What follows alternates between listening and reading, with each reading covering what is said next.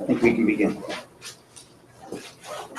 Up on the overhead, I've got some interesting kind of explanations as to how to produce information in your text. Now, two things that you're going to be doing to manage the synthesis of information in your paper, right? I mean, the key here is that you are synthesizing the information. You're boiling things down.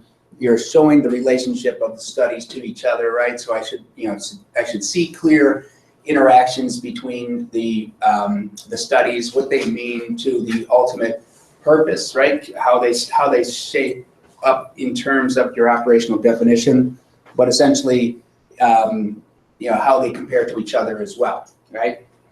So I'm expecting to see, a conversation where you are synthesizing the information down instead of spending, long paragraphs of summaries, right? If you find that you're writing long paragraphs that are just summarizing your sources, you're doing it the wrong way, right? You need to back up and you think to yourself, all right, what's the important elements of these studies that I need to be highlighting? These are things that you need to, be talking about. In other words, you don't have to go into a whole conversation about validity and reliability of studies if you can just parenthetically show that the, statistics are reliable. In other words, if you have p-values that are below 0.05, if you have confidence intervals that are 95%, right? That's the kind of thing that you should be, just putting in next to your data parenthetically to say that, this information is reliable. You don't need to go and have, a commentary about whether the source is reliable or not. What you really need to be doing is you need to be focused back on whether the statistics are reliable based on, the methods of the study. In other words, if the statistics are only showing reliability in one direction, right, and they're not really looking at reliability between, in another direction, well, then that's the time to have a conversation about the reliability of the study. But if the study is a fairly good study and we've got fairly reliable statistics, then just synthesize it down. Tell me what they did, tell me what they accomplished, how that all backs up your operational definition. But if you have a study that is flawed and weak and doesn't necessarily, provide you with the strong statistics, or it doesn't provide you with, the type of methodology that would be reliable, well, that's an important thing to have a conversation about, but it's not something you're going to spend a whole lot of time on either, because if you've got an unreliable study, why are we talking about it, right? Just tell me that it exists, tell me what they did, and then go and try and find something that's more reliable to back up what that study is trying to do, right? So that's where that's where you need to be psychologically in order to, throw out this information in, a manageable form. Any questions about that general principle? Everybody know what they're doing? Okay. So when you are borrowing information, you're really going to be doing two things.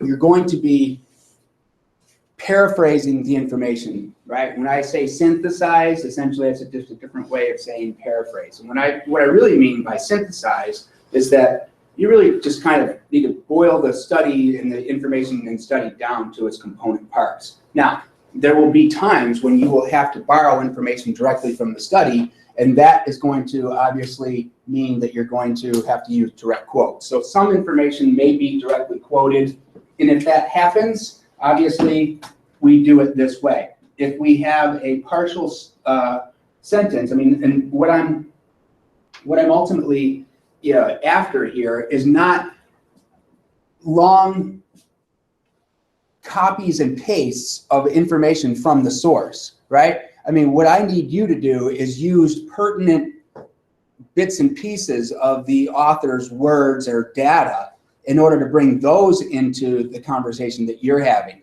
If you're copying and pasting sentences worth of information from another source, right, that shows me absolutely no intellectual ability, right? I can train a monkey to do that, right? You're not a college student if you copy and paste, text into your paper. So what I'm asking you to do is boil that down and then have a conversation about it in terms of what you're trying to argue, right? So in doing so, you're not going to be copying and pasting lots of sentences. You're just going to be using a few words from the text in order to finish your thought, right? So here's the sample, right? So Jones in his article, and then you're going to put that article in quotation marks because AMA doesn't tell us what to do with that. We're just going to put it in quotation marks. So Jones suggests that X and then quote may be a factor in Y. And notice, right, that some people may ask the question, right, do I need an ellipsis here in front of that, X or may be a factor in Y?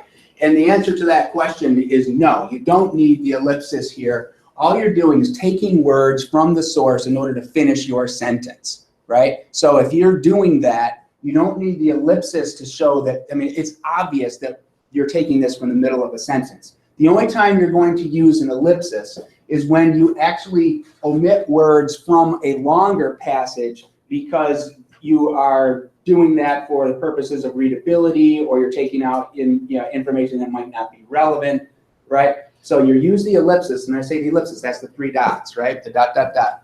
You use that to take information out so that it is readable. What you can't do, and this is where we're going to have a more detailed conversation today. What you can't do is change the meaning of the text. And this is going to essentially lead me to a conversation about plagiarism and what plagiarism is. And plagiarism is outright stealing. I guess we can boil it down to these 4 things.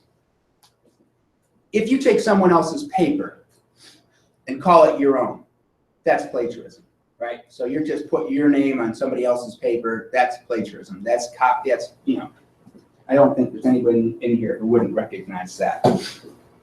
There's also the failure to give credit form of plagiarism. In other words, if you're writing a sentence that comes from a source and you don't put anything in that sentence to make it clear and obvious that that sentence belongs to that source. In other words, if there's no citation, if there's no discussion of the author, the study's title, or anything like that, if there's nothing to associate that source with a reference, well, then that's plagiarism too, right? So there's 2 different types of plagiarism so far. There's copying and just stealing, and then there's failure to give credit. But there's other types of plagiarism as well, and those are where we fail to attribute the language that an author takes or that an author uses. In other words, we start to use groups of words from the original source that that come from the author's ownership, right? And we tend to use those words and call them our own without putting those words in quotation marks, right? So there's plagiarism in that way.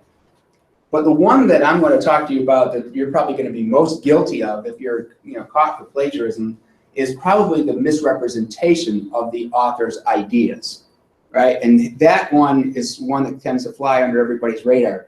People tend to think that plagiarism is just stealing or failing to put a number in a sentence where where the number belongs. It's not that at all.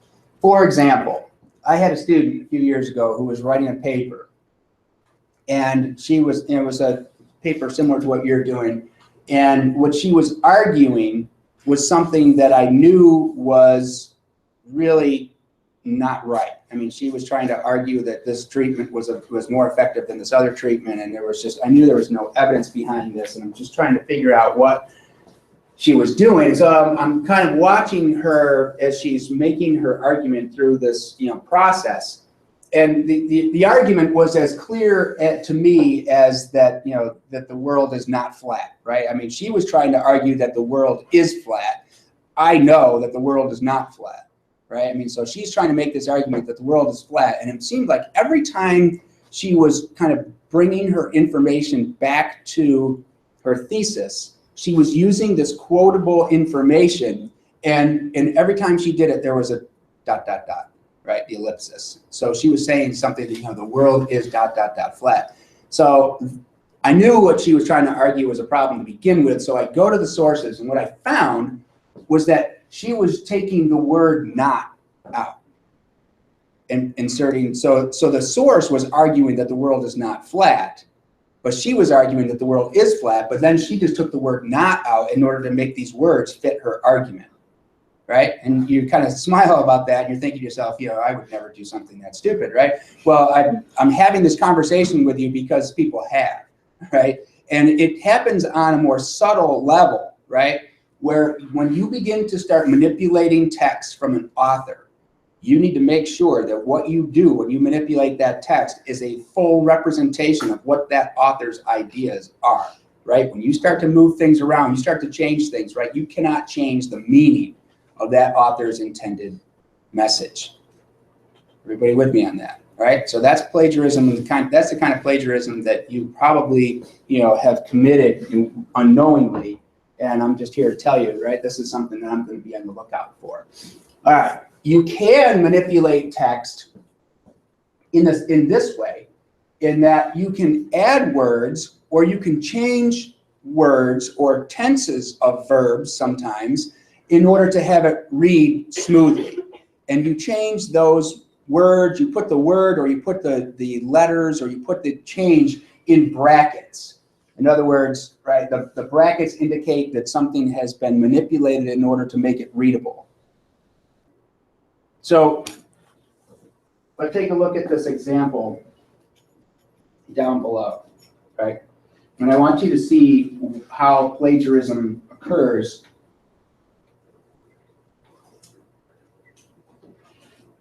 And this was actually from a Comp 101 assignment from a long time ago, so I thought it was pretty interesting. So we were reading about drowsy driving, right, and why it kind of equates statistically with drunk driving. And here's this passage up here about drunk driving and all the kind of bad things that happen. And so the original is at the top, and then the student passages below are the examples of plagiarism that I want to talk about. So in the very first example, it says many hazards on the road are caused by sleepy drivers, and that's what the whole passage is about, right? And that's not cited, and I don't think it should be cited, because I don't think that, that's news to anybody, right? That everybody knows that drowsy driving is a problem. And then we have this: the risk of dozing off behind the wheel is greater than ever. And this fundamentally, right, looking at this, you should be aware that it is inappropriate to just take a sentence from an author and just tape that sentence in the middle of your paragraph. In other words, when your sentences end, you should not be so close to the author's source that you are able to then continue an author's thought with a complete sentence, right? This tells me there's either two things going on. You're too closely tied to the source and you're plagiarizing in some way, or this sentence will make no sense compared to this sentence, so that'll be a coherence gap. As a general rule, don't just tape sentences into the middle of your paragraphs from sources, right? What you should be doing is blending information into your paragraphs, not just taping a sentence in there. But this becomes problematic in a different way, in that if you take a look at the example, let's see here, the risk of dozing off behind the wheel is greater than ever. As you can see, what we've got here is a complete sentence that's being quoted. And the problem is with the sentence is that it comes from the middle of a sentence.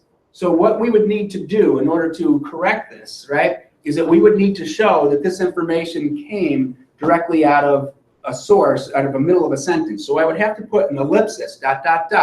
in front of this T on the, right, to show that this is pulled out of the middle of a sentence.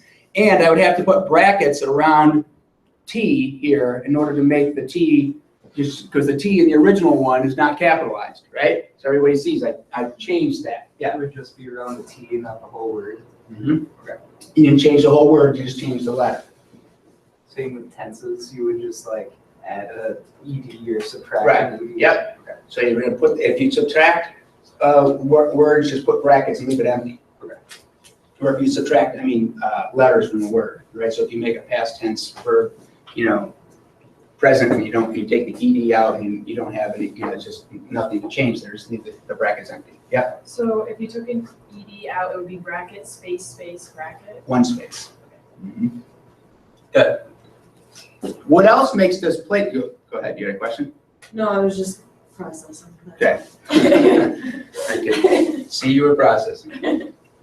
What this also is plagiarism for a different reason. She is making this sentence telling me that this guy, Brody, who wrote this article about drowsy driving, whatever, from the Journal of Auto Safety, she's telling me that the risk of dozing off behind the wheel is greater than ever. And almost like there's this massive epidemic of people just driving off the road because they're sleepy, right? And that is not what Brody said. Brody said, at a time when people are cheating themselves on sleep and drinking after work and going to holiday parties and those kind of things, right, where you infuse alcohol into the system and everybody's rushing around because it's the holidays, that's when we get to this issue of raising the risk. Understand the problem here. That sentence tells me that Brody is making a claim that he didn't make. Brody's not saying that the risk is high all the time. The risk is high because of these external factors. That's why this is plagiarism. She can't write this sentence because Brody didn't intend that meaning of the sentence. Does everybody see that? I need everybody to understand what happened here, right? This draws an automatic F, right? I mean, that's failure for the assignment. I mean, now it's whether I decide to fail you for the course and remove you from your degree program, right? Because those are the next two steps. If you do something that reckless. Everybody get this, right? I just want to make sure everybody knows what the ramifications are of making a huge mistake, right? You can't make that kind of mistake. You can't misrepresent the author.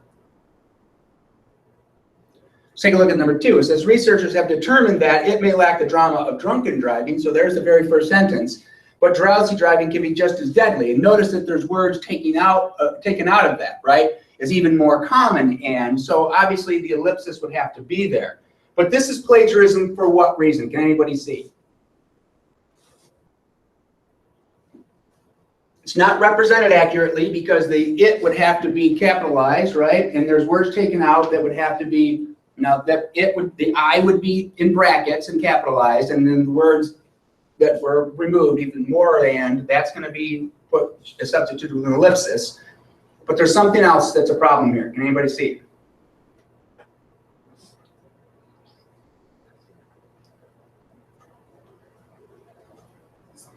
That the author like reinforced their point with like the alcohol and the sleep, like after it, like kind of explaining why, like it kind of said at the beginning it's not like totally what he's saying.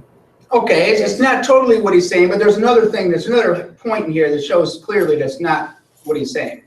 Is it that there's not really any research that's going on? He just taking it? This paper is making a point of saying that researchers have determined, right? There's one source right here that comes from Brody avoiding the hazards in the Journal of Auto Safety, right? Unless Brody is now multiple people, right? You can't say researchers have determined. Yeah, and if researchers are making some type of point and Brody is using them, then you need to be able to say here in this text, right? Brody cites the research of Jones and Smith, whatever, and those are the people who are saying this, right? But notice the misdirection. The quote comes from Brody, but she's saying that researchers are telling you this. Researchers aren't telling us this. Brody's just writing this cautionary article saying, hey, you know what, it's the time of year, be careful. Go ahead. Backtracking, why does the I have to be capitalized?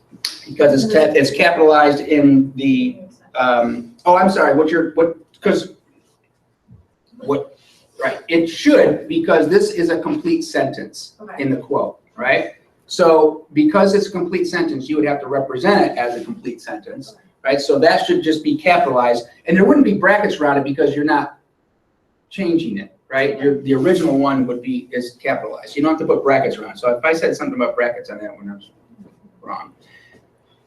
This is the word, right? This is like that example at the top of the page. Jones claims, right? You know, and look at these examples. Like if I just said Jones claims, comma, right? Then I can just put my quote in after that because I've got my partial sentence. The word that in these situations is creating an additional problem. Like for this one right here, Jones believed that, and then you've got this. You could even take that word that out. Researchers have determined, comma, it may lack the drama of. right? So if you're going to put the that in there, it kind of takes the place of the comma, right? But I would just say, researchers have determined, comma, it may lack the drama. Just like you would say Jones claims and then have your quote. So whenever you have a full sentence that's being introduced by a partial sentence, you do that with the subject verb, the partial sentence, comma. Okay? Yep. When you say full sentence, do you mean the quote? The quote is the full sentence. But if you're just using a few words to finish your thought in your sentence, then you don't have to put a comma in front of that. Jones suggests that X, quote, may be a factor in Y, right? I don't have to put a comma before the X because I'm not introducing a full sentence that's quoted. I'm just using these words to finish my sentence here. Yep. So in that example where it has it in the quotations, say like you don't know what it is in this situation, could you use brackets and like. You're not going to correct the diction problems. Is that what you want to do? You want to like correct. Put in like the actual subject. Right. And I would do this, right? If you're making substantive changes, your job is not to correct people's problems. Your job is to represent what they wrote. So if their writing is weak and bad, that's just the nature of that beast, and you're just going to have to represent it that way. If you go and change those words, that's no longer theirs, so you would start the quotes after whatever that is, right? So, I mean, just make sure that you're quoting the correct material, right? Putting quotation marks around the right things. Any questions about any of this so far? Yep. If you were going to put a whole sentence in like a statement that you're making, and then you're going to put one of their sentences in, but you break it up, so you start with the beginning of their sentence, say a couple more words, then do you capitalize the beginning of the sentence? It's only. You mean are you quoting that information that's coming from Yeah, them? you're quoting a sentence of their information, but you're talking about it at the beginning and then in the middle to like kind of explain. If it's a full sentence, that word would be capitalized. Yeah, if it was capitalized in the original too, right? But if it's not, then if you're just blending that in with your sentence, then you can just put the brackets around the first letter, and make it lowercase. But if you're quoting a full sentence, like if what's in the quotation marks is an entire full sentence, and it was written as a full sentence in the original source, then make it a full sentence. Put it in capital letter. Put the capital letter in. Anything else? Okay. Take a look at this example. All right. With studies showing that fully 40% of all adults suffer from the lack of sleep at all time, they're lulled into sleep by humming tires on a dark road, that doesn't even make any sense, right? That's just, I stopped reading there because that's not English anymore, right? You're just jamming together ideas and not even controlling them with anything. But there's a categorical plagiarism problem here. Can anybody see it? Nathan? Quote the 40%. All right, 40%. What's wrong with 40%? It's what they took it like directly from. Can you take numbers? Can you take data from a source and use it? It's a good question, right? Nathan's saying that she needs to put quotation marks around 40% because that comes directly out of the source. And I would say to err on the side of caution is a good thing in this case. But no, data is usable, right? So if you're explaining what someone's numbers are, you can tell me what those numbers are, right? You can say that they found 20% of the patients. If you put 20% of the patients, if you're taking that from the original source, you don't have to put that in quotation marks, right? Because what else are you going to do in that situation, right? Your paper is going to end up being full of these quotation marks when we know that those numbers, the data, and those qualifying terms of patients or 250 milligrams of something, right? I mean, when you're qualifying what those numbers mean, that's just information that's coming from the source. It's clear that you're borrowing that from somebody else. It's not your ideas. Those aren't your data. So you're just describing the data. You can put those numbers in there anytime you want. There's something else though that's a problem with that plagiarism. What is it? Well, first it says fully 40%, but it only says about 40, right. And then the quote's not even correct. Right. So the quote's not correct, and I can't even read that. But so is that what you were going to say? Yeah, I mean, it's just the way the author expressed it and their meaning behind what the author said is Right. not Right. the same as what. My primary problem is right there with the word fully, right? Because they're saying it's about 40%. So this is a misrepresentation of the author's ideas, right? So even though that's not in quotation marks, it's telling me that this sentence belongs to Brody, and Brody's telling me that more than 40% are caused by this. If you changed it to about, would you then have to put quotes because you're using?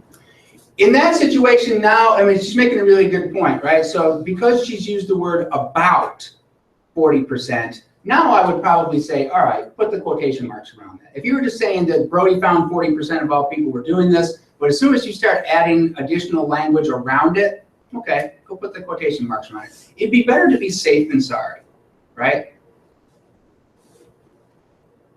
But if you're just saying 40%, that's fine. Take that and use that all you want. But if now you start using qualifying language around it, might have to put that in quotes. Yeah. For APA, do we just put the percent sign, or is there a preferred way to? In AMA, Sorry, that's what I meant. Yep. yeah, in AMA, you're right. You use a percent sign. You don't have to write it out. Yeah. Any other questions?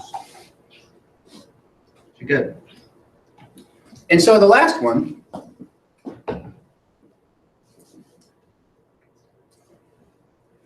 All right, so in the past, weary drivers would often stop at highway rest areas to nap, but the future may bring some changes. And so this is something that people are talking about. This isn't necessarily part of Brody's article, because Brody said that in many states, rest areas are too small, that they become high crime areas, right? So this is what Brody's saying about these things. And this says, if current trends continue, such rest areas in some states, and then we have this have become high crime areas that drivers should avoid. Now, what's happening is that the highway rest areas have become high crime areas, right? So here's the, in some states have become high crime areas. That's, word for word out of the original. So it's put in quotation marks. The problem is the verb here, right? Because we're talking about future tense. If current trends continue, some things are going to change in the future. So what my question is to you is, can I take this have and change this to will in order to make it readable? Can I change that verb and just say that some states, will become high crime areas? I'd say no, just because it's not what the. That's right. Is arguing. Be careful. When you change verb tenses, right, you are now changing the meaning of that sentence.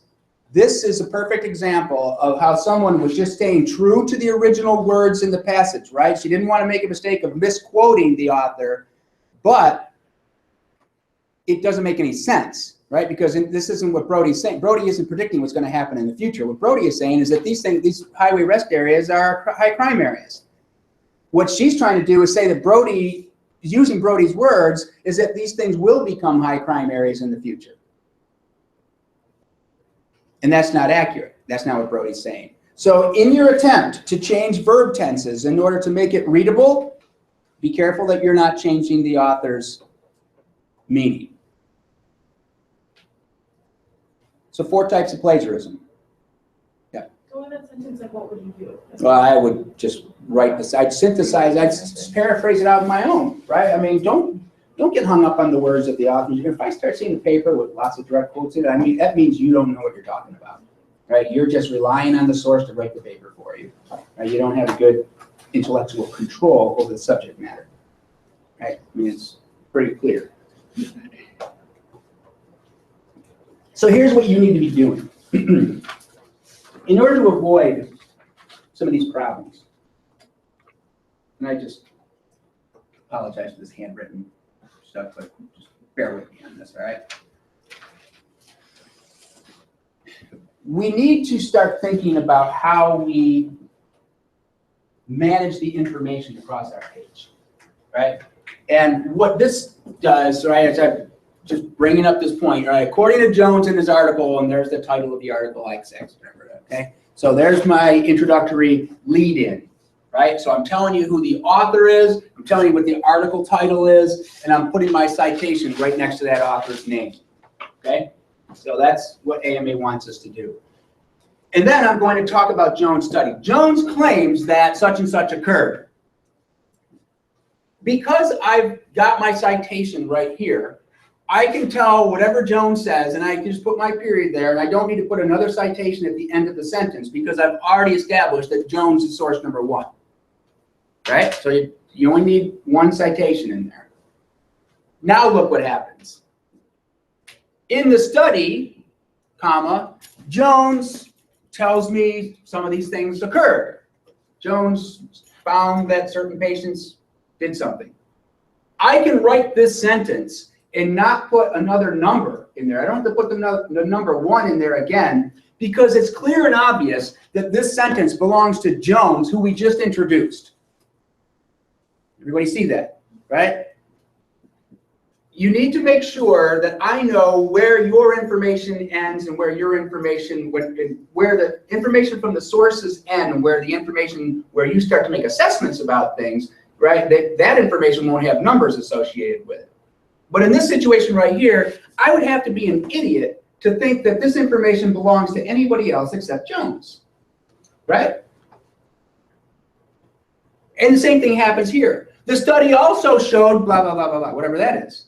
And I don't have to put a number in there either because I'm talking about Jones' study, right? It's clear and obvious that this sentence belongs to Jones.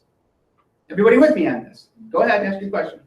If you just said something like, in his study, it showed that patients did this, and then you're going to analyze it at the bottom, and you're like, if patients did this, then whatever. You don't have to put citations next to that because that's your idea. Your assessment and evaluation of the source, that's yours, right? So you can talk about that source and talk about maybe, what its weaknesses and faults are, but that's all your assessment.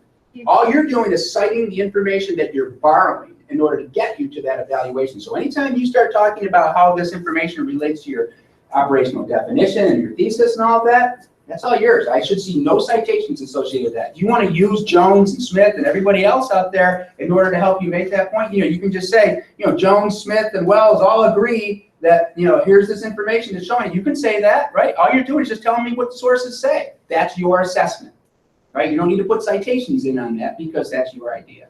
Did I answer your question? Yeah, I was just wondering if it was also like if it was data. If the study showed that 40% of people healed, and then you say if 40% of people healed, even though it's a number, if you stated it earlier, it's fine. Yeah, as long as you stated it earlier and it's cited earlier, and I know where that number came from, you don't need to put that citation back in there. If you do put the one, is it considered wrong? It's just unnecessary. No, it just means you don't know what you're doing, right? It means you didn't pay attention in class, right? And that's what it means to me. And also, if you were to put like a p-value at the end, it's still, you don't need an extra citation. Nope.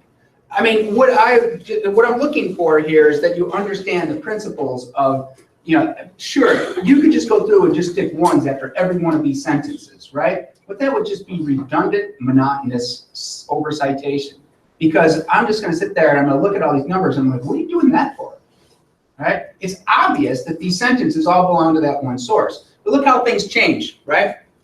So I can keep going and saying the study also showed something. I don't have to cite. I can say the outcomes are revealed through this certain procedure, right? I'm talking about his methodology. I don't have to put a citation with that because it's clear and obvious. When I mention things like the study, I mention the author's name, I mention things like the outcomes or the data, all of that information belongs to Jones. There's no way I can screw that up. Now, when you start to blend, other sources in, that's when things get complicated, right? So when you start comparing sources and you're going to say, the data from Jones demonstrate this, but the data from Smith do something else. Well, now get the numbers in there next to each of those pieces of information so that I know which one belongs to which. Yeah. If you wrote that sentence, would it be the one and the two after Jones and then after Smith? Let me show you. It's because it's right here. So the data demonstrate Jones ultimately determined, something else. So Jones ultimately determined this point, right? And now, but the study was not valid because it did something like this. Look at the transition right here. This first part of the sentence, like Jones ultimately determined this. Notice that I'm going to put my number right here to end this sentence because this information belongs to Jones. But this group of words right here belongs to me. This is my assessment. I'm now transitioning into my ideas. So if I bring in a new source or something like that, put the number at the end of where that information but belongs to Jones was, and then put your new source, right? But Smith too thinks this, right? And then you just go and tell me what Smith does. In this case, the next group of words, this next independent clause, right? See the comma coordinating conjunction here? The study was not valid because it did something. That's my assessment. And now I can just put that, that language in there, and because there will be no citation associated with that, as a reader, I understand completely that this information is yours, and this information belongs to Jones. Everybody got it? And then look at this. The methods failed to control for whatever, right? That doesn't belong to Jones. You're talking about Jones' study. You're telling me what's wrong with it, but I'm not telling, Jones isn't claiming that his methods are failed, right? I'm just saying I'm assessing Jones' work. But then look at this. Smith also studied the subject and concluded something, and I'm just going to put my 2 in here. So then I get to this point, Jones' study failed to do this, but Smith's study does this, right? I can just make this commentary down here because it's clear and obvious. I've just introduced these sources. I don't have to even stick the numbers back in there because I've been doing a comparison job between Jones and Smith. It's obvious, right? What happens a lot of times is you bring up a study at the beginning part of it, like a subsection of your paper, and then you go and talk about a bunch of other sources and you have a bunch of other conclusions that you want to make, but then you end up back talking about that Jones study again. Get the number back in there. Right? If you have some distance between the last time you talked about that source, then stick that number back in there, just so I don't have to fish back a page in order to find out what number Jones was. Right? So that I can just access that information pretty quickly in the references page. Questions? Yes? You said you put the superscript after, like, Jones ultimately determined X. You put it after that to show that that's his idea, or do you put it after Jones, the superscript? What I did here is I put the number at the end of it to show you where Jones' language or when Jones' ideas ended and where mine begin. That's the only reason why I put it here at the end and not after the author's name. Okay, so I'm using it as a symbol, as a sign to say I'm ending Jones now, and now I'm going to talk about something else.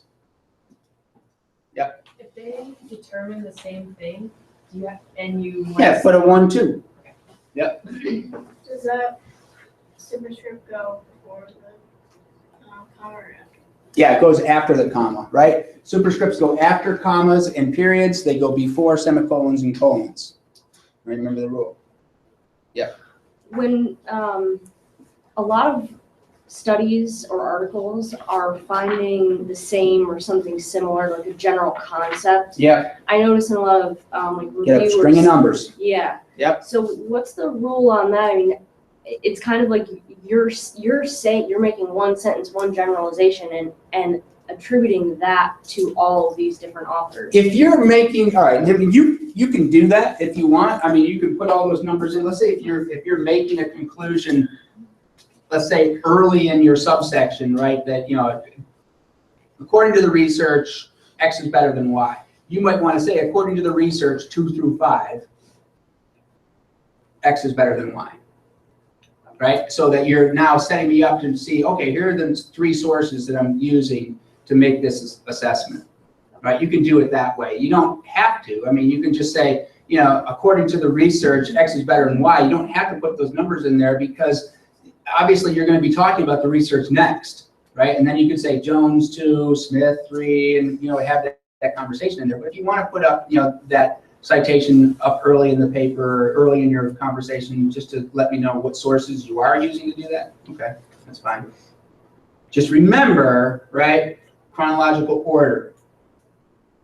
Right? And you start putting sources in and start changing things around. You start throwing those big numbers around there, right? And 2 through 5, the next one that comes in is the 6. Right? Don't get confused and go back to 4 or something like that, your next source. Any other questions, comments, problems, concerns? 4 types of plagiarism. All right? I mean, there's Copying, which is just plain cheating, right, which is obvious. Failure to give credit, which would be you don't even bring up Jones, you don't put numbers in, you just write this, stealing other people's ideas. And then there's misrepresentation of the author's language, in other words, failure to put the language down in direct quotes accurately. And then there's misrepresentation of ideas, which is that if you're paraphrasing or quoting or manipulating the language of the author in any way, you have to make sure that your manipulation demonstrates exactly the same concept that the author was producing. On Monday, we will spend a day working through paraphrasing passages. I will bring in some passages. I'll tell you kind of what to do and how to do it. All right? We'll write those passages, and then we'll put examples up on the board, and we'll find out how easy it is to plagiarize. All right? I mean, it is so easy to make this mistake. I'm just warning you now. Right? It's not something that you want to, have to face simply because you probably don't have an intention to cheat, right? If you're just copying someone else's paper and putting your name on it, well, you're intending to cheat. But if you're making a mistake, I'll recognize that you're trying to do this accurately. Maybe you're just not paying attention and you're just not going to want to learn, okay? Well, we'll suffer the penalty then. But we can, we can understand that at certain points, we have learning experiences, and that's what this is about, right? So I expect you to make mistakes. I just expect you, to learn from your mistakes too. So make your mistakes on draft day, right? Ask questions about your paper, right? And the college's policy on plagiarism is really kind of a 2 strikes and you're out rule, right? So if you plagiarize a paper, then your professor takes that paper over to the associate dean's office, and we keep that on file, right? So that if you then you're forced to go through like a tutorial in order to learn the rules of plagiarism and those kind of things. And then if you plagiarize again, then you're expelled, right? So you can be kicked out of college, right? Put a big red X on your transcript and send you home. That policy doesn't really apply here because you're getting the tutorial ahead of time, right? I'm teaching you what the rules are. So I'll work with you and I'll, help you manage all of this, but, when it comes time to turn that paper in, make sure you know what you're doing. Okay? Any questions, any comments, any concerns? Okay, see you on Monday. Yeah, go. Just for like the practice pages, one of my authors has 2 lessons. Is that That's okay. I don't You write them both up. Okay. Yeah. And If then- they hyphenate them, then you hyphenate them. If you don't, then just write them. I just didn't see it. And then for spacing, would you put Some, AMA does not tell us how to do it. Some people will single space the entry and then skip a space between them. Some people will double space the whole thing. AMA does not have the one. That's whatever you feel like.